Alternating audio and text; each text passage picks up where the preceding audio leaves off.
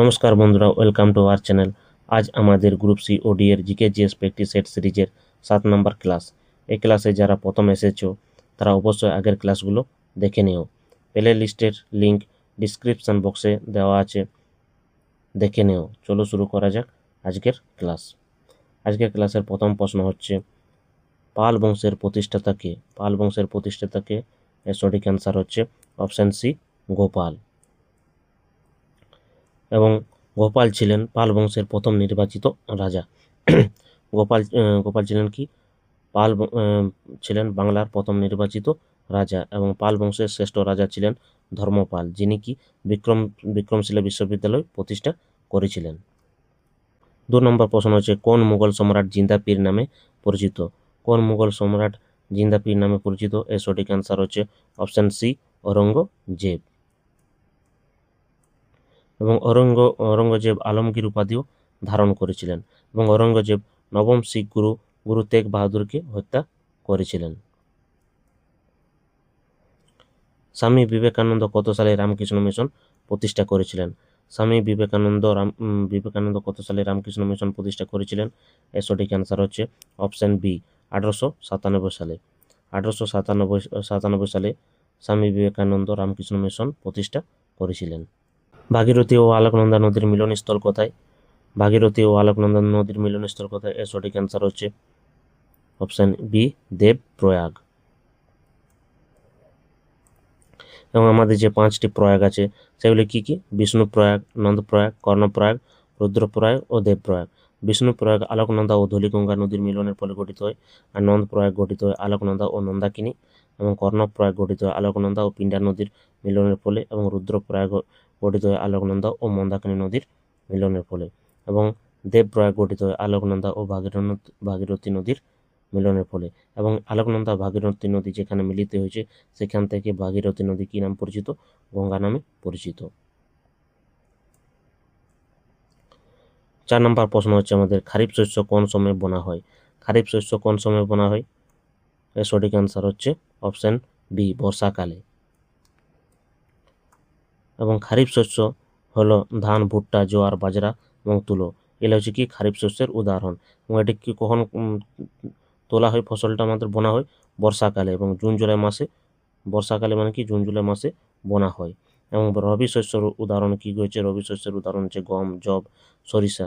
এবং শীতকাল বা অক্টোবর নভেম্বর মাসে এই ফসলটি বোনা হয়। 6 নম্বর প্রশ্ন হচ্ছে, সংসদে জিরো আওয়ার বলতে কোন সময়কে বোঝায়? সংসদে জিরো আওয়ার বলতে কোন সময়কে বোঝায়? এর সঠিক অ্যান্সার হচ্ছে অপশন বি, দুপুর 12টা থেকে দুপুর 1টা। কততম সংবিধান সংশোধন দ্বারা ভোটাধিকারের বয়স 21 বছর থেকে কমিয়ে 18 বছর করা হয়? 7 নম্বর প্রশ্ন হচ্ছে, কততম সংবিধান সংশোধন দ্বারা ভোটাধিকারের বয়স 21 বছর থেকে কমিয়ে 18 বছর করা হয়? এর সঠিক অ্যান্সার হচ্ছে অপশন সি, 61তম সংবিধান সংশোধনের দ্বারা। 8 নম্বর প্রশ্ন হচ্ছে, পশ্চিমবঙ্গের শিক্ষানীতি অনুযায়ী স্কুল শিক্ষার মোট সময়কাল কত? পশ্চিমবঙ্গের শিক্ষানীতি অনুযায়ী স্কুল শিক্ষার মোট সময়কাল কত? এর সঠিক অ্যান্সার হচ্ছে অপশন এ, 15 বছর। তার মধ্যে হচ্ছে 2 বছরের অঙ্গনওয়াড়ি, এবং 1 বছরের প্রাক প্রাথমিক, এবং 12 বছরের স্কুল, মোট 15 বছর। 9 নম্বর প্রশ্ন হচ্ছে, জেন্ডার ইকুয়ালিটি বা লিঙ্গ সমতা বলতে কি বোঝায়? অপশন এ, নারী ও পুরুষদের একই রকম পোশাক পরিধান করতে হবে। অপশন বি, নারী ও পুরুষদের একই বেতন পেতে হবে যদিও কাজ ভিন্ন হয়। অপশন সি হচ্ছে, নারী ও পুরুষদের অধিকার, সুযোগ ও সম্পদ লাভ সম্পদ লাভে সমান মর্যাদা। না অপশন ডি, শুধু নারীদের ক্ষমতা আয়ন। তাহলে এটি সঠিক অ্যান্সার হবে কি? সঠিক অ্যান্সার হবে অপশন সি। অপশন সি, নারী ও পুরুষদের অধিকার, সুযোগ ও সম্পদ লাভে সমান মর্যাদা। 10 নম্বর প্রশ্ন হচ্ছে, বিখ্যাত উপন্যাস দ্য হোয়াইট টাইগার কে রচনা করেন? বিখ্যাত উপন্যাস দ্য হোয়াইট টাইগার কে রচনা করেন? এর সঠিক অ্যান্সার হচ্ছে অপশন সি, অরবিন্দ আদিগা। 11 নম্বর প্রশ্ন হচ্ছে, প্রথম ভারতীয় গ্র্যামি পুরস্কার বিজয়ী কে? প্রথম ভারতীয় গ্র্যামি পুরস্কার বিজয়ী কে?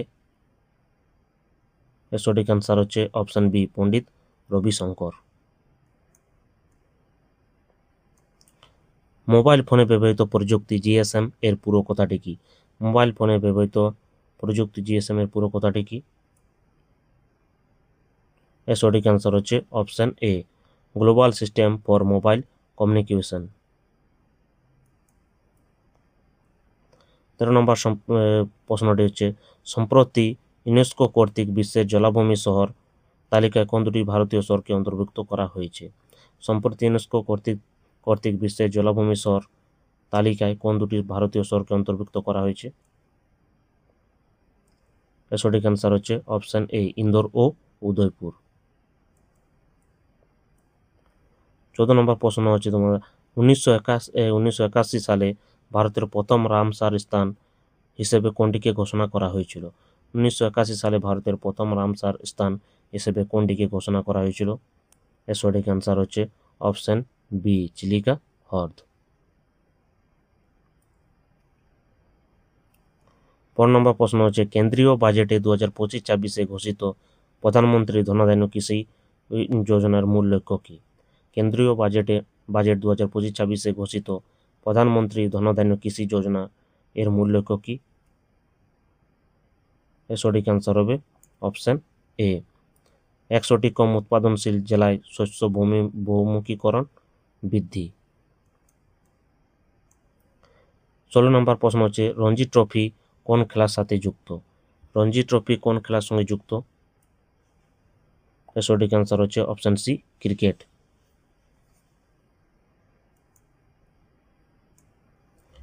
17 নম্বর প্রশ্ন হচ্ছে, মোহনবাগান অ্যাথলেটিক ক্লাব কত সালে প্রতিষ্ঠিত হয়? মোহনবাগান অ্যাথলেটিক ক্লাব কত সালে প্রতিষ্ঠিত হয়?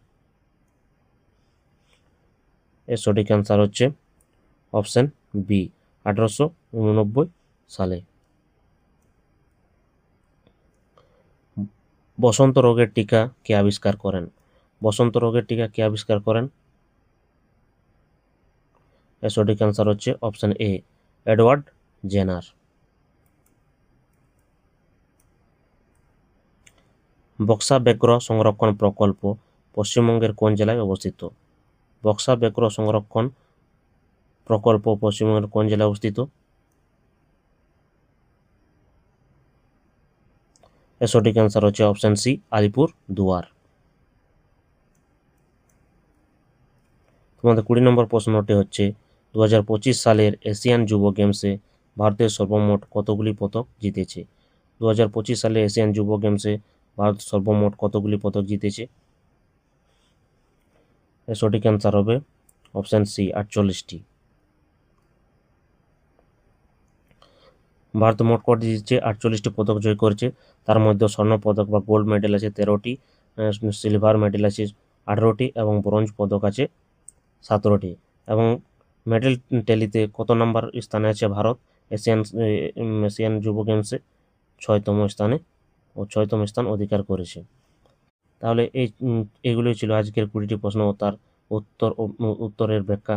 তোমাদের প্রশ্নগুলো কেমন লেগেছে তা কমেন্ট বক্সে অবশ্যই জানাবে এবং আমাদের পরবর্তী ক্লাসগুলির আপডেট পেতে চ্যানেলটিকে সাবস্ক্রাইব করে বেল আইকনটি প্রেস করো। ক্লাসটি সম্পূর্ণ দেখার জন্য তোমাদের সবাইকে ধন্যবাদ। দেখা হচ্ছে নেক্সট ক্লাসে।